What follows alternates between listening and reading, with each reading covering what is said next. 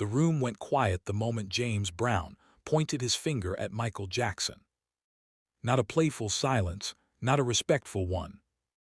This was the kind of silence that cracks like thunder before a storm, because legends were about to collide.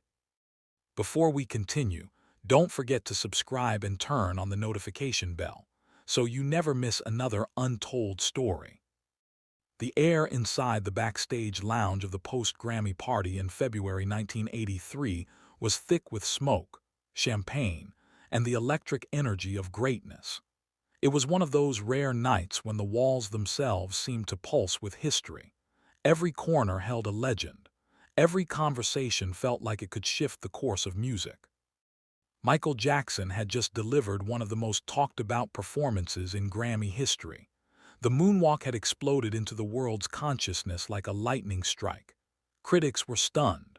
Fans were breathless. Dancers across the globe were already trying and failing to imitate what they had just witnessed. But in one corner of that room stood a man who wasn't impressed. James Brown, the Godfather of Soul, the hardest-working man in show business, the architect of funk, the man who had taught the world what it meant to own a stage. He watched Michael from across the room with narrowed eyes, arms crossed, jaw set not in jealousy, but in something far more dangerous: disbelief. James Brown wasn't known for flattery. He wasn't known for diplomacy. He was known for truth, raw, unfiltered, and delivered without mercy. And that night, he had something to say. Michael was laughing with Quincy Jones, still riding the emotional high of the evening. He felt invincible, not in arrogance, but in purpose. He had just shown the world something no one had ever seen before. Then he felt it. That feeling. The unmistakable sensation of being watched. He turned and saw James Brown walking toward him. The room didn't notice at first. Conversations continued. Glasses clinked. But slowly, instinctively, people began to fall silent, sensing something monumental about to unfold. James stopped in front of Michael, looked him up and down, smiled but not warmly. "Moonwalk," James said, shaking his head. "That's one trick." The words landed like a slap. Michael's smile faded, not into anger but into focus. "One trick," Michael replied softly. James leaned closer. "Anybody can slide backward. That ain't control. That ain't mastery." Michael felt something stir inside him, something old, something deep, something he had carried since childhood auditions and cold hotel rooms and empty applause halls. He had been underestimated before, but never by him. James continued. "You want to impress me," he said. "Spin until you fall and make it look good, because you don't have the guts to lose control." Silence. The room froze. Michael didn't respond immediately. He didn't argue. He didn't defend. He didn't smile. He simply nodded. "I'll do it," he said. James laughed, not cruelly but dismissively. "Kid, you fall on stage, you lose the crowd. Ain't no coming back from that." Michael looked him in the eye. "Then I won't fall."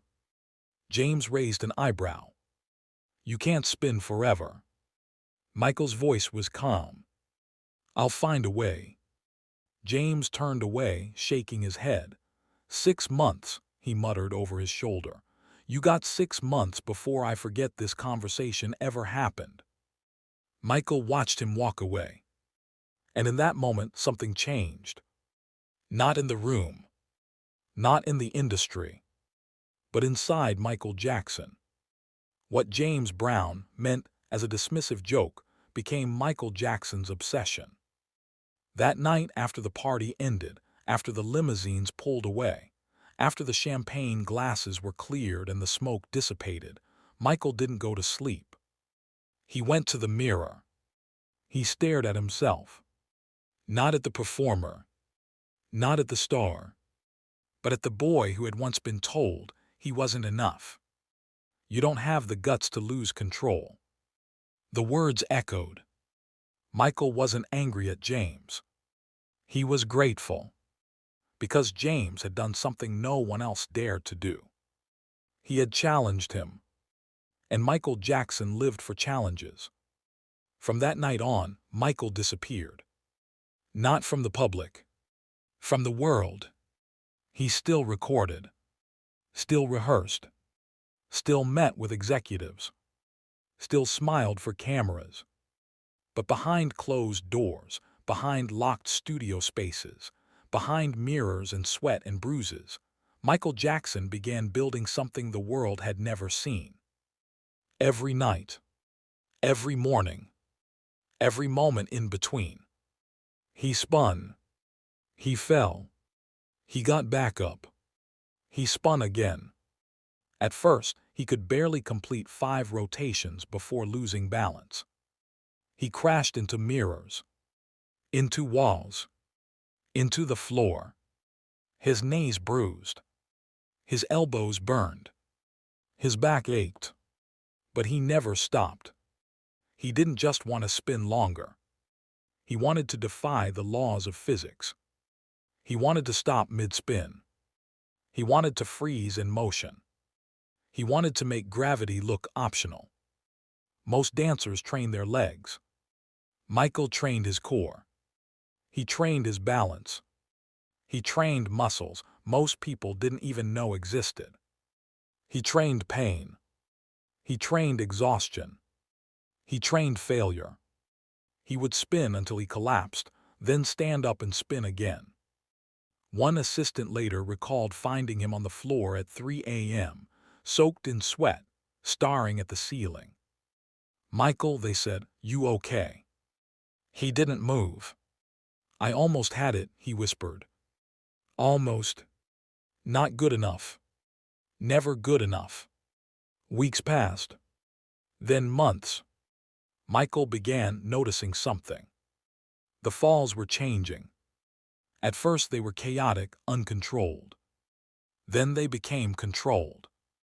Then they became intentional. Then one night something happened.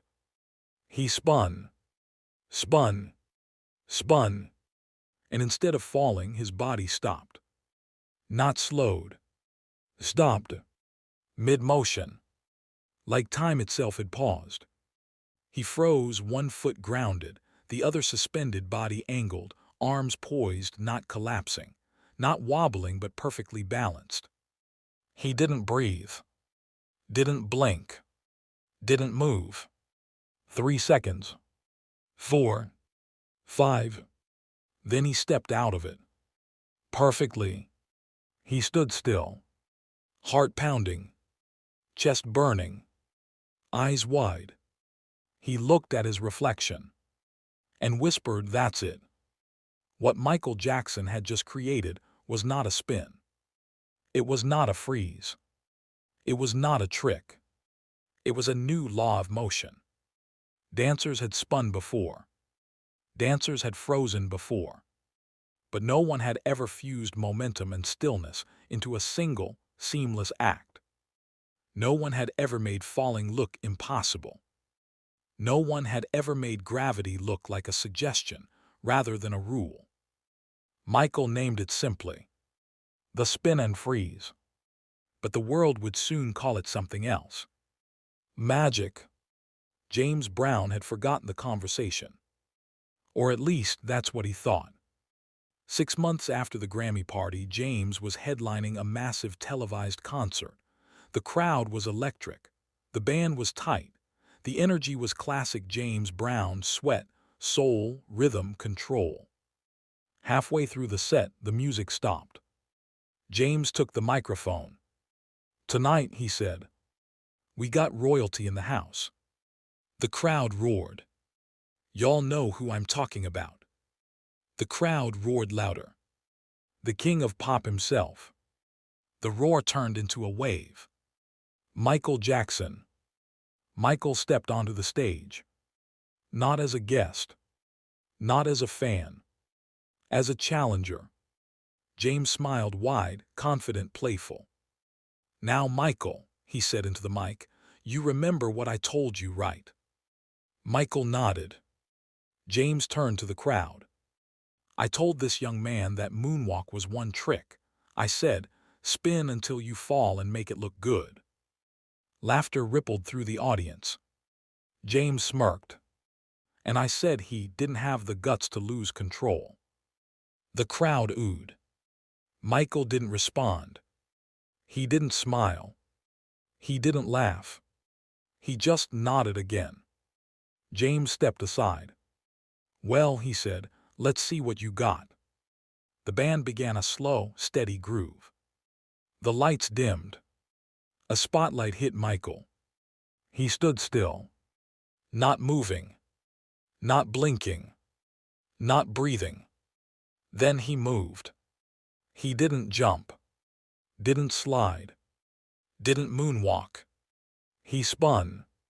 Vast. Controlled. Effortless. Once. Twice. 3 times. 5 times. 10. The crowd gasped. James raised his eyebrows. Michael didn't slow. Didn't wobble. Didn't fall. He kept spinning. The band picked up speed. The crowd screamed. James's smile faded, replaced by something far more dangerous. Concern. Michael spun faster. Then faster. Then faster. His body became a blur. The crowd stood. James leaned forward. And then Michael stopped. Instantly. No stumble.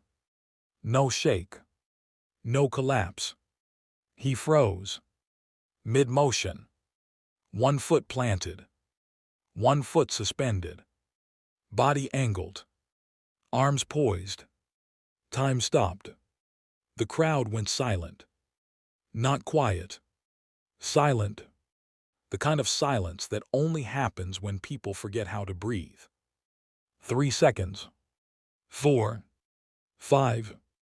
Then Michael stepped out of it. Clean. Smooth. Perfect. He looked at James. And smiled. James Brown did not clap. He did not speak. He did not laugh. He did not move. He stared. Then slowly, deliberately, unmistakably, James Brown bowed. On stage. In front of thousands. To Michael Jackson. The crowd erupted. Screams. Tears. Cheers. Pandemonium. James took the mic back. "I said you didn't have the guts," he said, voice trembling slightly. "I was wrong." The crowd roared. "That," James said, pointing at Michael, "is the mark of a true master." What happened that night did not just redefine dance. It redefined respect. James Brown was not just a performer. He was the blueprint. He was the standard. He was the gatekeeper of greatness. And he had just publicly acknowledged that Michael Jackson had crossed a threshold few ever reach. From student to master. From imitator to innovator. From king of pop to something even greater. A force of nature. But here's the part the world didn't see. After the show, after the applause, after the headlines, after the bow, Michael returned to his dressing room. He closed the door. He sat down. And he cried. Not from relief. Not from pride. Not from exhaustion. But from gratitude. James Brown had given him something no award ever could. A standard. A challenge. A mirror. He whispered thank you. Not to the crowd. Not to the cameras. But to the man who had once told him he didn't have the guts to lose control. Over the years, James Brown would tell the story differently. Not as a challenge. Not as a joke. But as a lesson. "I wanted to see if he had that fire," James said in a later interview. "Not talent, fire." "And he had it," James continued, more than anybody I ever saw. James wasn't impressed by tricks. He wasn't impressed by applause. He wasn't impressed by fame. He was impressed by mastery, by control, by risk, by the willingness to fall and the ability to rise. Michael had done something deeper than perform. He had evolved. The spin and freeze became one of Michael Jackson's signature moves. Not just because it looked impossible, but because it symbolized everything Michael was. Motion and stillness, control and surrender, power and grace, chaos and precision. It became a metaphor for his life, for his career, for his artistry, for his soul. Michael Jackson was not born a master. He became one. Through pain, through practice, through obsession, through failure, through falling, and then refusing to fall again. This story is not about dance. It's about discipline. It's about pride. It's about the courage to be challenged. It's about the humility to learn. It's about the obsession to improve. It's about the bravery to lose control and the strength to regain it. Michael Jackson could have brushed James Brown off, could have laughed, could have dismissed him, could have said, "I've already proven myself." But he didn't. He listened. He absorbed. He transformed. That's the difference between a star and a master. Stars shine. Masters evolve. And James Brown recognized it. Not because Michael was famous. Not because Michael was popular. Not because Michael was rich. But because Michael was relentless. Today, dancers still attempt the spin and freeze. They study it, slow it down, analyze it, break it into frames, count rotations, measure angles, but none have truly replicated it. Because it wasn't just a move. It was a moment forged from rivalry, from respect, from pain, from obsession, from greatness. Michael Jackson didn't just accept James Brown's challenge. He transcended it. He didn't fall. He didn't fail. He didn't stop. He froze time. And in doing so, he proved something far more powerful than any dance move. He proved that greatness is not inherited. It is earned. So the next time you see Michael Jackson glide across the stage, spin endlessly, and freeze in defiance of gravity, remember, that moment was born not from applause, but from a challenge. Not from comfort, but from confrontation. Not from praise, but from doubt. James Brown once said, "That's the mark of a true master." But history would say something even greater. That's the mark of a legend. And the story does not end with that bow. Because what happened after James Brown bowed to Michael Jackson didn't just change their relationship. It changed the way Michael saw himself, the way the industry saw dance, and the way the world would remember the king of pop forever. The applause that night lasted far longer than any song. It wasn't the kind of applause people give after a good performance. It was the kind of applause people give after witnessing history. Michael stood in the center of that storm, lights blinding, sweat dripping, heart pounding, but inside he felt strangely calm. Not triumphant, not victorious, completed. For years, Michael Jackson had chased perfection like a shadow, always moving, never catching it. But in that moment, something shifted. Not because he had impressed the world, but because he had finally impressed the man he once studied, copied, and idolized from a television screen as a child. James Brown, the Godfather of Soul, the blueprint, the fire. Michael remembered watching James as a boy in Gary, Indiana. The way James commanded a stage, The way he moved like electricity, like rhythm itself had a body. The way he never begged for attention, he demanded it. That was who Michael wanted to become. And now that man had bowed to him. But what most people don't know is what happened when the stage lights went out. Backstage, away from the cameras, away from the crowd, away from the noise, James Brown approached Michael again. But this time there was no smirk, no challenge, no dismissal. Only respect. James placed a hand on Michael's shoulder. "You got it," he said quietly. "You got what most people don't." Michael looked up at him. "What?" he asked. James paused. "Discipline," he said, "and humility." Michael smiled softly. James leaned closer. "Never lose either," he said. "That's how legends die." Those words would stay with Michael for the rest of his life. From that night on, something changed in the way Michael approached his art. He had always been meticulous, always obsessive, always driven. But now there was something deeper, something heavier, something sacred. He no longer saw dance as performance. He saw it as legacy. Every move had to mean something. Every step had to carry history. Every freeze had to echo purpose. Because now he wasn't just dancing for fans. He was dancing for the lineage, for the giants who came before him, for the artists who built the road he walked on, for James Brown. But the challenge from James Brown did something else too. It exposed something in Michael that few people ever saw. Fear. Not fear of failure. Fear of stagnation. Fear of becoming comfortable. Fear of becoming predictable.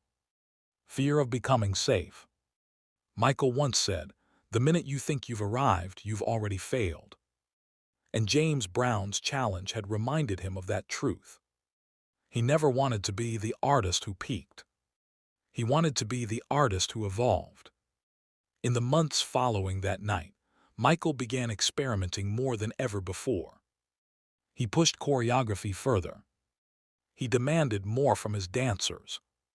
He tested new rhythms, new sounds, new visuals, new emotions. He wasn't just creating songs anymore. He was building worlds. Each performance became a cinematic experience. Each dance became a story. Each movement became a sentence in a language only he could speak. And the spin and freeze became his punctuation. The exclamation mark. The moment where time stopped. But behind the scenes, Michael was still training. Still falling. Still pushing. Still refusing to be satisfied. He would often practice alone, long after rehearsals ended. One dancer once recalled walking into a rehearsal space at 2 a.m. and finding Michael spinning in front of a mirror, soaked in sweat, breathing heavily. "Michael," the dancer said, "the show is already perfect." Michael didn't stop spinning. "There is no perfect," he replied. "There's only better." The pressure he placed on himself was immense. Not from the industry. Not from the fans. Not from the critics. From himself. He felt responsible. Responsible for his art. Responsible for his legacy. Responsible for the lineage of black music. Responsible for honoring the giants who came before him. James Brown. Sam Cooke. Jackie Wilson. Fred Astaire. Charlie Chaplin. Each one had shaped him. Each one lived inside him. Each one demanded excellence. And then something else happened. Something unexpected. Something emotional. Something powerful. Michael and James Brown began to talk. Not publicly. Not on stage. Not for cameras. But privately. Phone calls. Conversations. Advice. Mentorship. James would call Michael late at night, sometimes after shows, sometimes after rehearsals. "You still working?" James would ask. "Yes, sir," Michael would reply. "Good," James would say. "Never stop." Sometimes James would tell stories about the old days, about sleeping in cars, about being cheated by managers, about fighting for ownership, about losing control of his masters, about regret, about pain, about survival. Michael listened, not as a fan, not as a peer, but as a student. James wasn't teaching him how to dance anymore. He was teaching him how to survive fame. One night, James asked Michael a question. "What scares you?" Michael hesitated. "Disappointing people," he said. James laughed softly. "You already will," he said. "You can't make everybody happy." Michael was quiet. "What scares you?" he asked. James paused. "Being forgotten," he said. That moment connected them.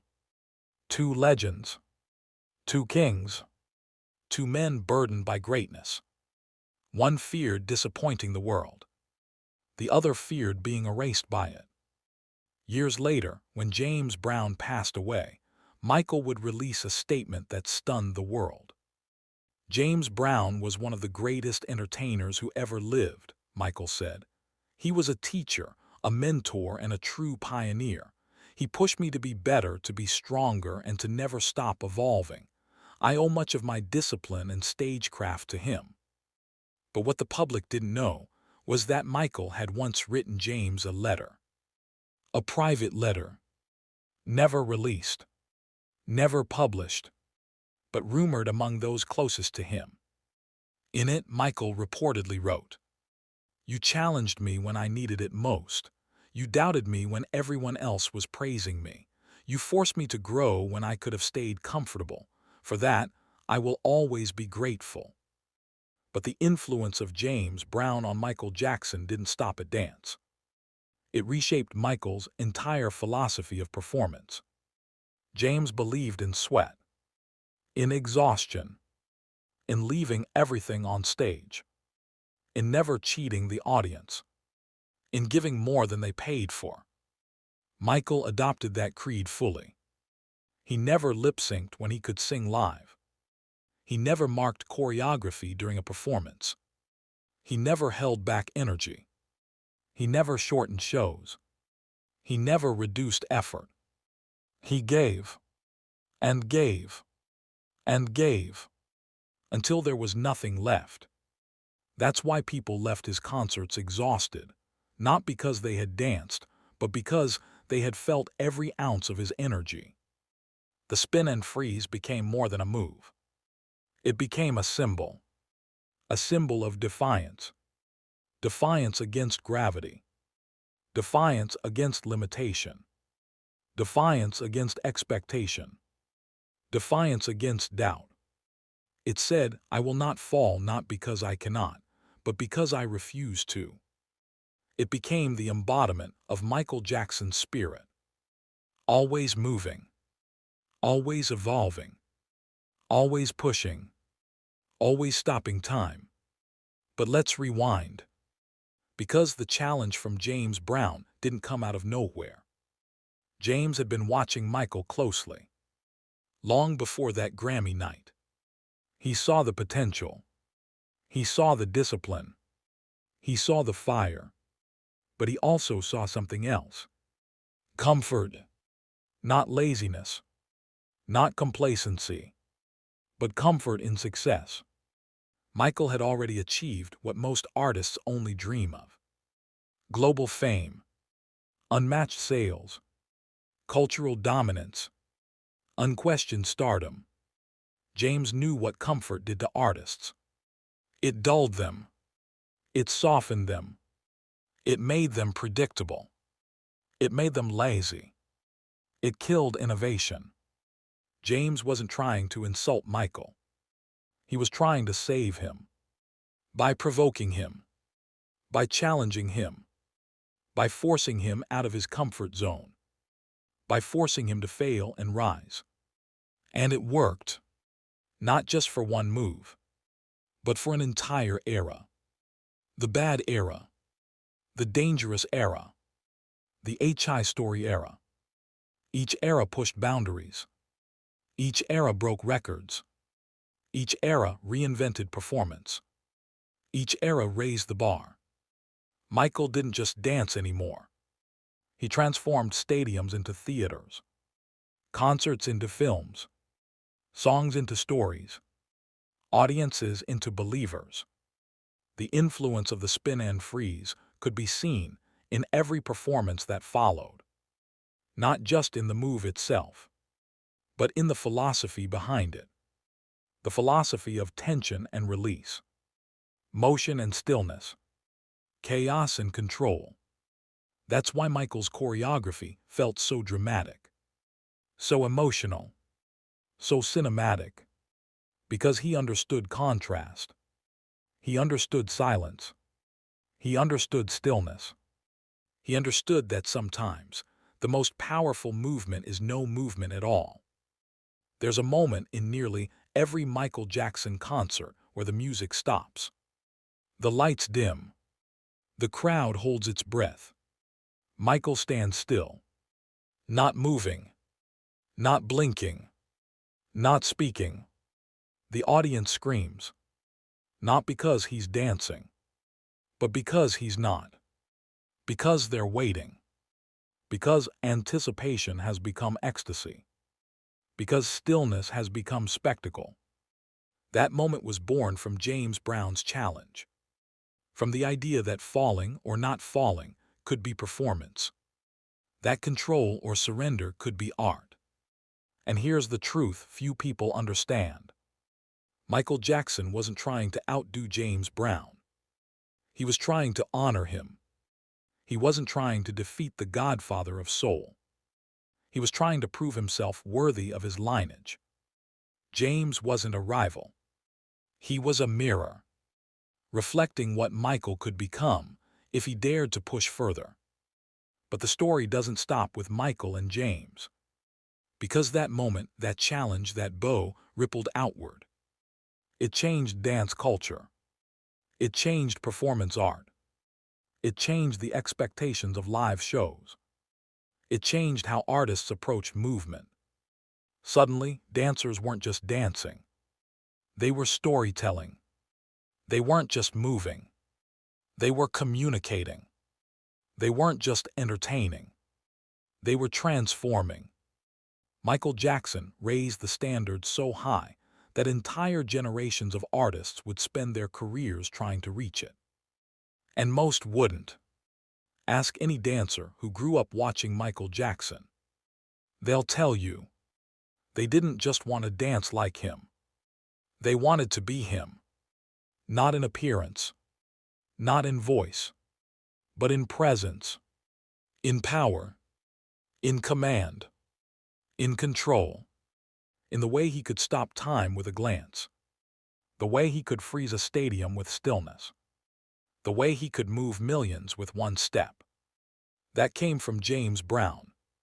The power to command, the power to dominate, the power to own a stage.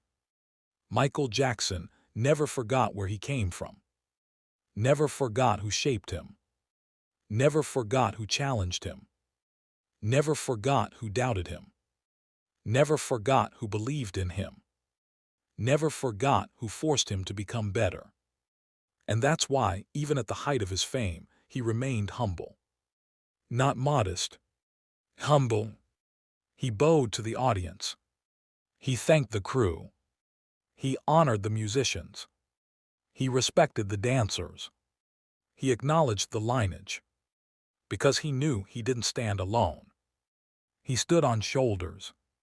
But let's talk about the cost. Because greatness always has a price. The same obsession that drove Michael to perfect the spin and freeze also drove him to exhaustion, to isolation, to pain, to sacrifice. He gave everything. His body, his mind, his youth, his privacy, his peace. He trained through injuries. He performed through illness. He smiled through pain. He danced through suffering.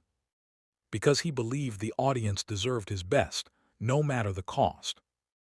James Brown had done the same. They were mirrors. Two men who burned themselves to light the world. There's a story told by one of Michael's dancers. They were rehearsing for a tour. Michael was already hours into rehearsal.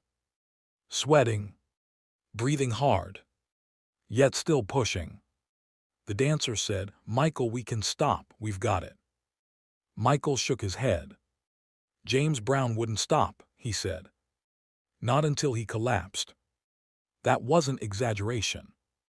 James Brown was known for collapsing on stage, then getting back up and continuing. Michael adopted that same philosophy. Never stop. Never settle. Never quit. But Michael also learned something else from James. Something deeper. Something darker. Something tragic. James Brown's later years were filled with legal trouble, financial struggles, and personal pain. Despite his genius, he struggled with ownership, control, and peace. Michael watched. He observed. He learned. And he vowed to protect his legacy. To protect his art. To protect his children. To protect his story. Because he saw what happened when legends lost control of their narratives. He saw what happened when the world took more than it gave. He saw what happened when the machine consumed the man. And he feared it. If this story reminded you of the power of discipline, the beauty of humility, and the magic of evolution, please subscribe, like, and share. Your support keeps these stories alive and ensures that legends like Michael Jackson and James Brown continue to inspire the world for generations to come.